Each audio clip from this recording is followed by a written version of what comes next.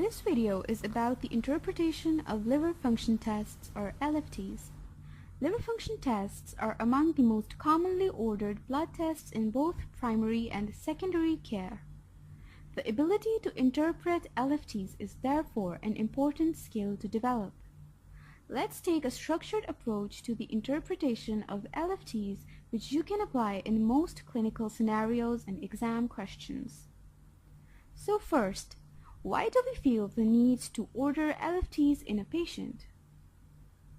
LFTs are ordered for 4 primary reasons.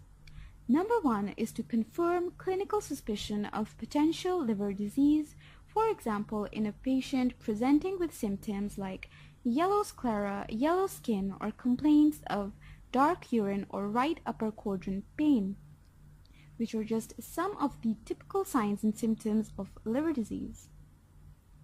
I've made a separate video on the signs and symptoms of liver disease, which I'll upload soon.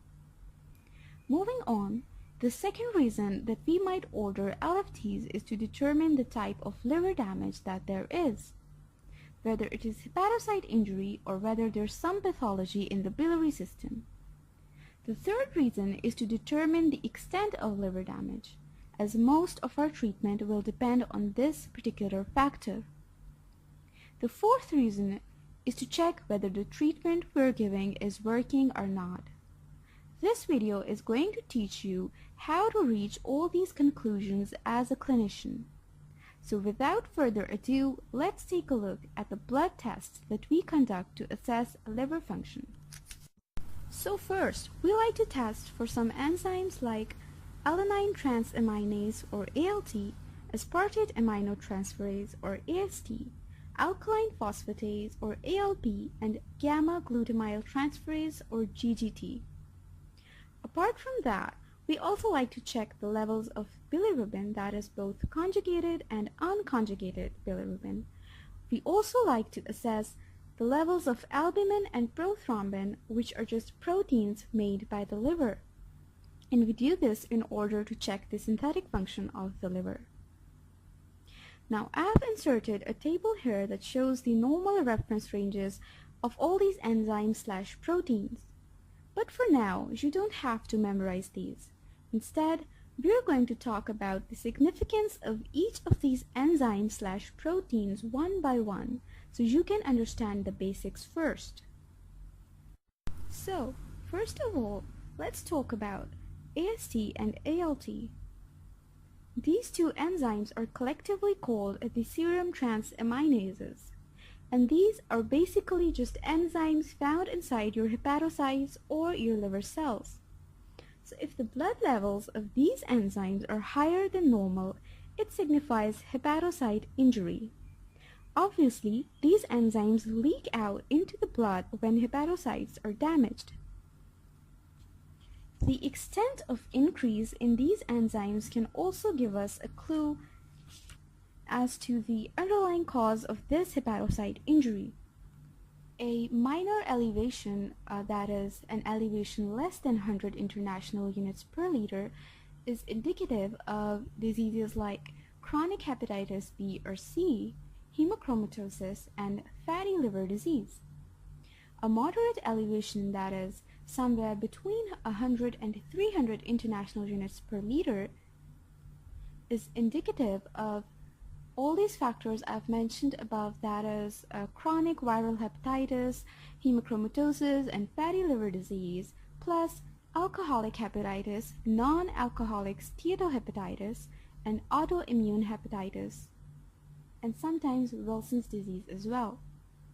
Now, a major elevation, that is an elevation above 300 international units per liter, is indicative of drug abuse, drugs like paracetamol, for example, acute viral hepatitis, autoimmune liver disease, ischemic liver, toxins like mushroom poisoning, and a flare in a previously chronic hepatitis B.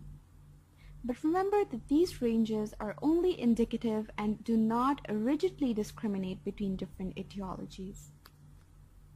Now, the relation between the rise in AST and ALT is called the AST-ALT ratio, And whenever they give you a question in your exams where the patient's AST is much more elevated than their ALT, they want you to say that this is alcoholic hepatitis or liver cirrhosis. It's just a thing that examiners do. Just remember that if they give you a question in which the patient's AST is greater than the ALT, you want to think about alcohol abuse. And that's pretty much it about AST and ALT. Let's now move on to ALP or alkaline phosphatase. The thing you want to know about this enzyme is that it is concentrated in the walls of your biliary system, that is, the gallbladder, the right and left hepatic ducts, the cystic duct, and the common bile duct. If this enzyme is much more elevated as compared to the AST and ALT, then the damage/pathology is likely to be found in the biliary system. The pathology is usually some sort of obstruction which is stopping your bile from entering into your duodenum, which results in conjugated bilirubin building up inside your blood, which makes the patient appear jaundiced, but we'll talk about that later. First, another thing that you need to know about ALP is that ALP is not exclusively produced inside the hepatobiliary tree. It is also produced in some other tissues in your body, but you only need to remember one tissue, and that is bones. And I'll tell you the significance of this knowledge in a bit after we've discussed our next enzyme in the LFT report, which is GGT or gamma-glutamyl transferase. So if your patient's ALP is much higher than their AST or ALT, the next thing you want to look at is GGT. Now, GGT is an enzyme produced in the epithelium of the biliary system. If ALP is increased and GGT is also increased, you can confirm that there is some damage in the biliary system. But if only ALP is increased and GGT is not, and the patient has no signs and symptoms of liver disease, you need to think about problems in the patient's bones.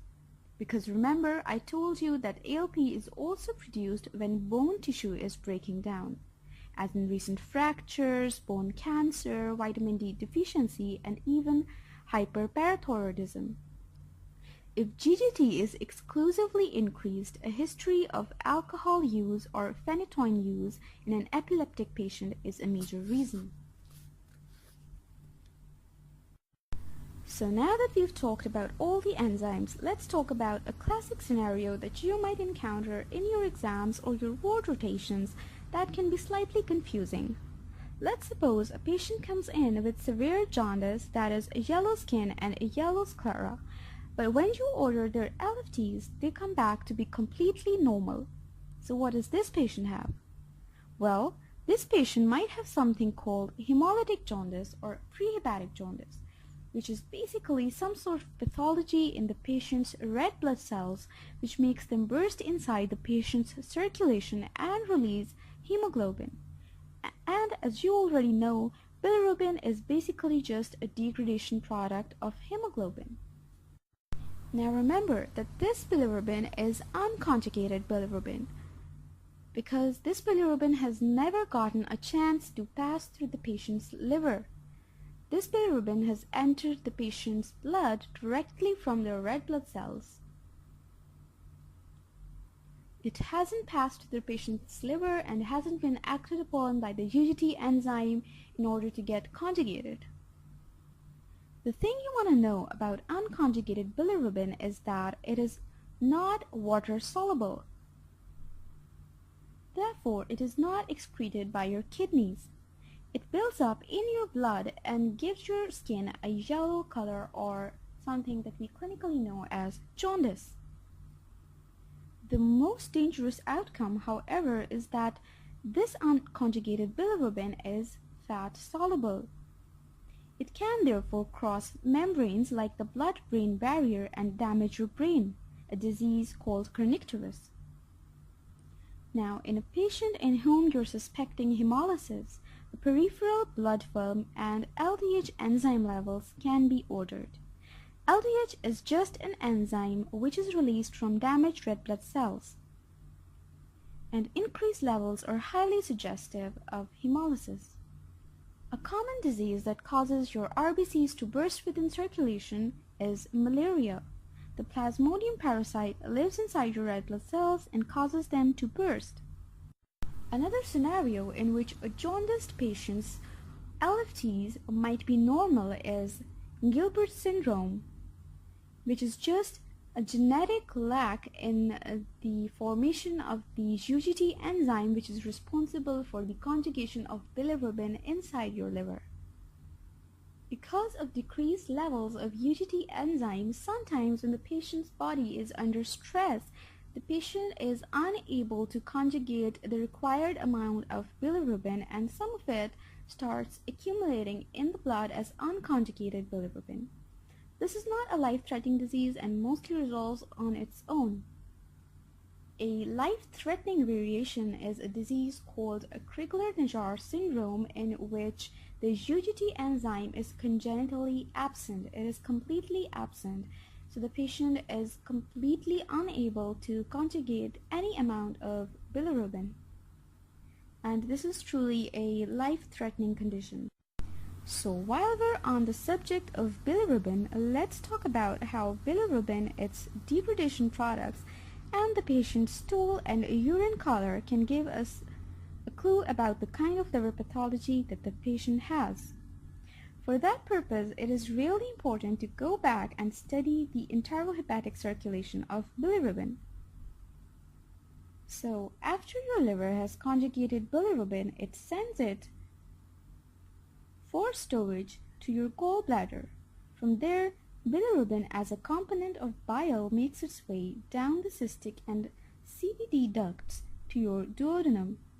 From here, it travels to the colon, where the colonic bacteria metabolize it to something called urobilinogen. A portion of this urobilinogen is reabsorbed into the blood. The portion that is not reabsorbed back into the blood is oxidized into something called stercobilin, which is excreted out with your feces. It is this very stercobilin that gives your stools their characteristic brown color. The portion of urobilinogen that was reabsorbed into the blood goes to your kidneys, where it turns into urobilin after oxidation and gets excreted with your urine. This urobilin is what gives urine its characteristic yellow color. Now that we have revised the cycle of bilirubin, let's try to make use of this knowledge to interpret the patient's stool and urine colors to diagnose their liver disease. Suppose a patient comes in with jaundice, that is yellow eyes and yellow skin, but they also have pale stools and dark urine.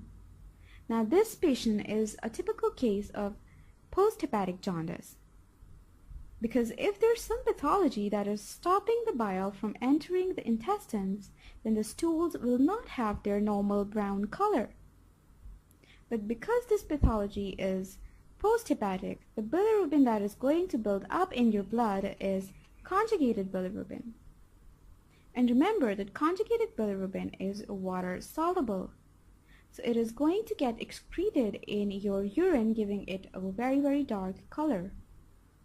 Recall that in a patient of post-hepatic jaundice, ALP and GGT will also be elevated. Now suppose if a patient presents with jaundice but has normal stool and normal urine color, they are likely to have prehepatic jaundice or hemolytic jaundice. And because there is no obstruction in this kind of jaundice and there is no post-hepatic pathology, stool and urine colors are not affected. The last thing we want to look at in an LFT report is the levels of albumin and the prothrombin time. And as I've already told you, prothrombin and albumin are just two of the many proteins that the liver synthesizes for our bodies. Let's talk about albumin first. The purpose of albumin is not only to transport things like fatty acids and even bilirubin in your blood, Its purpose is also to maintain the oncotic pressure inside your blood. And what that does is that it keeps all the fluid within the vascular chamber. If this oncotic pressure was to drop due to the lack of albumin, all of the fluid inside the vascular chamber is going to start leaking out through the vessel walls into the tissue spaces, making them swell up, which is something that we clinically call edema.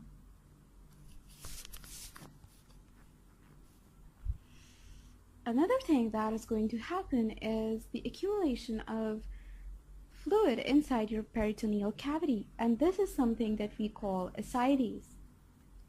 If you've ever seen pictures of children from countries that have famine, you'll notice that even though the kids are really famished and that there's a lot of muscle wasting and that they're really thin, their bellies are really big. And that is because even though they are malnutritioned, their blood protein levels are so low that the fluid inside the blood is unable to stay within the vascular chamber because there's just no oncotic pressure. The fluid leaks out into the tissue spaces, particularly into the peritoneum, giving these patients something called ascites, making their bellies look super big and super full, which is something that you will notice in patients suffering from chronic liver cirrhosis, patients whose liver is beginning to fail. In patients that have low serum albumin, we might even prescribe them eggs like a treatment or a medicine, and sometimes they're even supposed to take 6 to 8 eggs per day to keep their blood albumin levels within a normal range. The second thing we're going to talk about is the prothrombin time, and prothrombin time is just the time that it takes for your blood to clot when it is outside your vascular chamber. Prothrombin is one of the clotting factors of the extrinsic pathway that are generated or produced inside the liver. When the liver is unable to produce enough prothrombin, the patient's blood won't be able to clot on time. It won't be able to clot properly, and so the prothrombin time will increase. And that is something that you will be able to see if you ever operate on a patient that has chronic hepatitis C or any other kind of liver failure. You'll be able to see that in the operation theater, their blood is thinner than water, and it just didn't stop flowing. It comes out like it's more fluid or more flowy than a normal blood. The viscosity is very, very low, and that is because their blood is unable to clot properly because their liver is not producing enough prothrombin and enough clotting factors. So that's it for this video, and thank you for watching.